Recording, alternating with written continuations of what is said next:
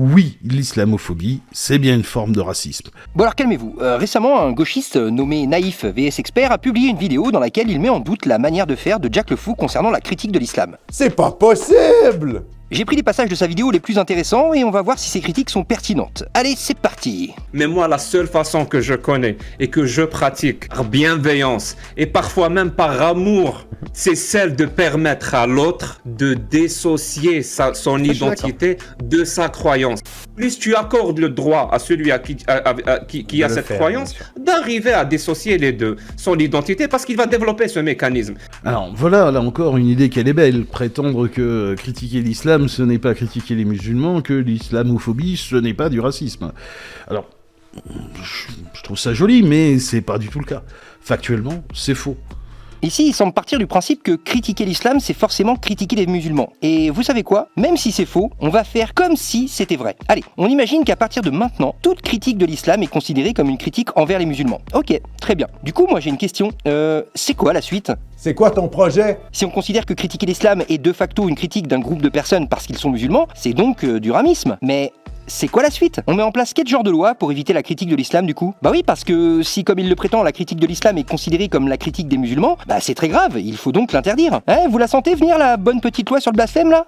Non, tout ça n'a pas de sens et ça ne peut pas durer éternellement. Et surtout quand il dit ceci. Que l'islamophobie, ce n'est pas du racisme. Alors, je trouve ça joli, mais c'est pas du tout le cas. Là, il sous-entend que l'islamophobie, c'est du ramisme. Alors, ok, pourquoi pas, sauf que là, il a dit ça, mais il a rien dit. Car ce mot-là, malheureusement, il est polysémique, il a plusieurs sens. Il peut vouloir dire la haine ou la peur d'une religion. Alors, si quand il parle d'islamophobie, il parle de cette définition précise, alors il admet qu'on n'a plus le droit d'avoir peur ou d'avoir une haine envers une croyance, puisque d'après lui, ça engendre du ramisme. Mais s'il définit l'islamophobie comme la critique des musulmans, car ils sont musulmans, eh ben oui, l'islamophobie définie comme telle, oui, forcément, c'est du ramisme, oui, et personne n'a dit le contraire. Mais quelle que soit la définition qu'il donne de ce mot-là, dans le premier cas, d'après lui, il faut donc punir ceux qui critiquent l'islam, et ça, on comprend rapidement que c'est pas la bonne solution. Et dans le deuxième cas, il faut punir ceux qui sont islamophobes, c'est-à-dire ceux qui essentialisent les musulmans. Mais ça, on est tous d'accord là-dessus. Allez, on continue. Il y a d'ailleurs des articles qui sont sortis pour démontrer que c'était faux. L'islamophobie engendre bien du racisme. Vous avez par exemple donc cet article qui s'intéresse aux Blancs qui se sont convertis à l'islam et qui, comme l'explique l'auteur, le converti se retrouve soudainement exposé à des formes de rejet et de discrimination à caractère explicitement racial. Comme nous l'avons expliqué en introduction, les deux pays, donc la France et les États-Unis, qui sont concernés, qui font l'objet de notre étude, se caractérisent par une islamophobie bien ancrée historiquement, qui essentialise les musulmans comme groupe inférieur et indésirable. Point à la ligne. Donc, être islamophobe, c'est bien être raciste dans les faits. Peut-être pas dans l'esprit et dans les conceptions idéologiques de Jordan X, Jack le Fou, un irréductible athée, mais dans les faits, c'est bien ce qui se passe. Bah oui, comme il le dit lui-même dans son étude, il est bien question de l'islamophobie en tant que ramisme, pas en tant que critique des textes. Donc oui, il y a des gens islamophobes qui essentialisent les musulmans, bah oui, mais littéralement personne n'a nié ce phénomène, en tout cas ni Jack ni moi on ne nie ce truc-là. Oui, c'est comme ça. Ce phénomène existe, mais est-ce qu'il est engendré par des gens qui critiquent l'islam? Bah jusqu'à preuve du contraire, non. Et quand bien même ça serait vrai, allez, on part du principe qu'il y a des études qui démontrent un lien de causalité entre ceux qui critiquent les textes et la montée du ramisme. Ok, allez, on dit que c'est vrai. Mais on le met où le curseur? On interdit totalement la critique de l'islam? Déconnez pas. Faites pas ça les gars. Mais que l'islam du coup, ou les autres c'est moins grave? Voyez, même si on lui donne raison, on glisse doucement vers des notions juridiques qui interdisent la critique des croyances. Ça ne tient pas la route. Mais continuons, vous allez voir, la suite est succulente. Prétendre que l'on peut différencier les croyances de l'individu, là, c'est une chimère. Ah, alors ça c'est intéressant. Il nous dit explicitement qu'on ne peut pas différencier la croyance de l'individu, que ce n'est pas possible. Alors oui, en effet, dans des pays à forte religiosité, peut-être que c'est pas possible. En tout cas, ça semble très compliqué là-bas de dissocier la croyance de la personne. Mais c'est justement parce que dans ces pays à forte religiosité, où la remise en question du dogme et la critique y sont interdites, que la majorité des gens là-bas n'arrivent plus à dissocier leur croyance et leur identité. Ah oui! C'est peut-être justement l'absence de critique des textes qui engendre ce mélange indissociable et insoluble entre la croyance des gens et leur identité. Peut-être, moi je dis ça, je dis rien. Mais surtout, en disant ça, il confirme donc que toute critique d'une religion devient de facto une critique des croyants. Allez, encore une fois, je vais faire un pas vers lui et on va dire qu'il a raison.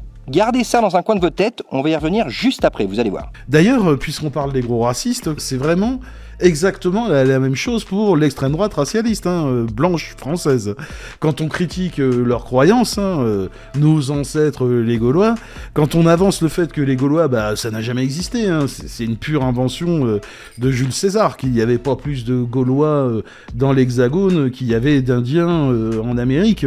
Voilà, alors là les mecs, ils commencent tout de suite à griffer les murs, ils s'énervent, ils se sentent insultés, deviennent violents dans leurs commentaires. Les mêmes qui viennent vous dire qu'ils critiquent des croyances et pas des individus se mettent à griffer les murs et à insulter tout le monde quand on critique les leurs, quoi. Alors là oui, je suis d'accord, Par exemple, le Twitter de Thaïs Descuffon, c'est flippant. Sincèrement, elle te sort des trucs, c'est Islamic Land version catho traditionnelle, quoi. Mais du coup, en suivant sa logique de pensée, qu'on ne peut donc pas critiquer l'islam sans que ça engendre du ramisme ou de la haine envers un groupe de personnes, faut surtout jamais critiquer la religion catholique. Bah oui, parce que sinon, ça serait de la cathophobie, vu que dissocier la croyance de l'individu est une chimère. C'est une chimère. Comment ça, non? Ah, ça marche pas dans ce sens-là? Ah, ça marche pas avec les cathos? Ah, ça marche que avec l'islam? Ah, mince. Ah oui, désolé. Ah j'ai rien dit, ok. Non, mais ça se tient, c'est logique. Donc voilà, ça et ça, c'est la même chose. Donc là, avec ces 3 illustrations, je pense qu'il voulait nous dire que les 3 religions, c'est sensiblement la même merde. Oui, et donc... Et ce schéma de pensée, il est pas propre à l'islam, On retrouve exactement la même chose chez les ultra-cathos. Que ce soit propre à d'autres religions, oui, mais ce n'est pas du tout un argument. Enfin, ça prouve quoi? Rien. Nous, on parle de l'islam, mais si vous voulez parler du catholicisme, allez-y, y a aucun problème, faites-le, ne vous gênez pas. Après, comme autre moyen de lutte, il y a les sous-entendus, par exemple, comme le fait Jordan X en essayant de présenter l'islam comme une religion de pédophiles, en allant chercher des vieux textes à la con moyenâgeux dont tout le monde se fout et qui d'ailleurs ne sont même pas dans le Coran, d'après ce que dit Jack le Fou. Voilà, donc s'ils sont pas dans le Coran, c'est qu'il y a peut-être une raison, Oula, alors là, on va se calmer 2 minutes, Je sais que la majorité d'entre vous ont remarqué la grosse connerie qu'il a dite, calmez-vous. Mais dans un premier temps, il dit que je sous-entends que l'islam est une religion de pédos. Alors ça non, les mots ont un sens, je n'ai jamais prétendu que c'est une religion de pédos. Parce que là, dire ça... En essayant de présenter l'islam comme une religion de pédophiles... De cette manière précise, ça sous-entendrait que les musulmans sont des pédos. Or, c'est faux, je n'ai jamais dit ça. Non, la seule chose que je dis, c'est que je m'étonne qu'un Dieu parfait autorise ce genre de pratique, c'est tout. Par contre, je dis que cette religion autorise le mariage des enfants. Et ça, c'est juste la réalité. En allant chercher des vieux textes à la con moyenâgeux dont tout le monde se fout et qui d'ailleurs ne sont même pas dans le Coran, d'après ce que dit Jack le Fou. Et donc quand je te demande quel âge avait Aïcha quand elle s'est mariée avec le prophète, l'information ne se trouve pas dans le Coran, toujours. Elle se trouve dans les hadiths sahih. Alors calmez-vous, Jack le Fou, quand il parle du mariage d'Aïcha avec le prophète, il cite en effet des hadiths, donc des écrits rapportés par des humains. Pour être plus précis, ces écrits se trouvent dans la Sunna, qui est le texte le plus important juste après le Coran, car il décrit la vie du prophète et son comportement. Et surtout, le prophète est un excellent modèle à suivre, selon l'islam. Mais je suis désolé, naïf, mais si, c'est aussi dans le Coran. Le mariage des enfants est autorisé dans le Coran et dans la Sunna.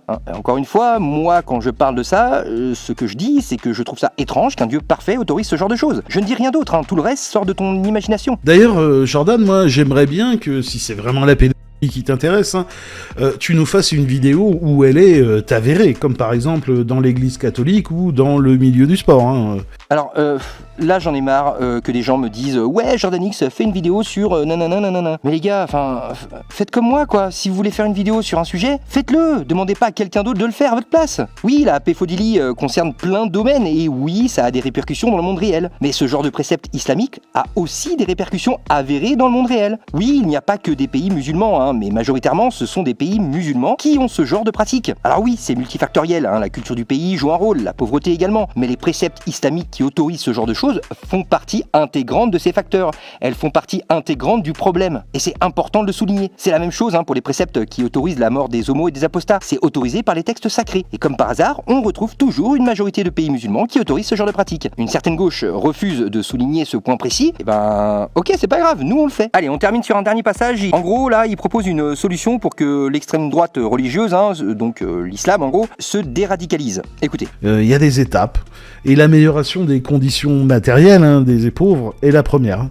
comme l'a très bien dit Zioclo, hein, et même l'irréductible athée. Hein. Bref, à mes yeux, ce n'est pas les croyances en un dieu le problème, mais bien la récupération politique par l'extrême droite. C'est le schéma de pensée d'extrême droite, hein, vous savez, société décadente, violence, rétablir un passé imaginaire glorieux, là, c'est ce schéma de pensée là qu'il faut combattre. Et pour cela, la meilleure façon de le faire, hein, c'est à mes yeux d'améliorer les conditions matérielles des individus, les libérer du travail totalement aliénant, accéder à une meilleure éducation et améliorer globalement le bien-être des gens.